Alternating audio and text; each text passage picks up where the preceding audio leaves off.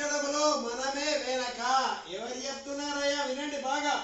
జపనీయుల సగటు జీవిత కాలం 85 ఏళ్ళు, భారతీయులకు 75 ఏళ్ళే. రోజువారీ అలవాట్లు, తినే ఆహారములో వ్యత్యాసాలే కారణము. ఫుల్గా తిని పొట్టలు వేస్తారు.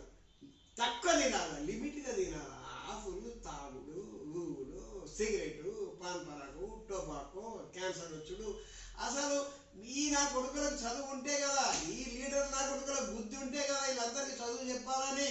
ఆ నా కొడుకులకు బుద్ధి లేదు, ఈ నా కొడుకులకు బుద్ధి లేదు. చదువుకుంటే మనిషికి ఇంగిత జ్ఞానము, వివేకము, వికాసం వచ్చి వాడికి తెలుస్తుంది ఆరోగ్య సూత్రాలు. ఏముందిరా ఎప్పుడైనా పోయేది అని జనరల్ ఒక సామెత చెప్పేస్తారు. తింటారు, పంటారు, ఇక ఫుల్ బాటలు తాగితే తల్లి చనుపాలిచ్చి పాలిచ్చి ఎంతో మేలు చేసి జీవనం పొంది ప్రాణం పోసి పెంచింది. ఇలా చేసేది.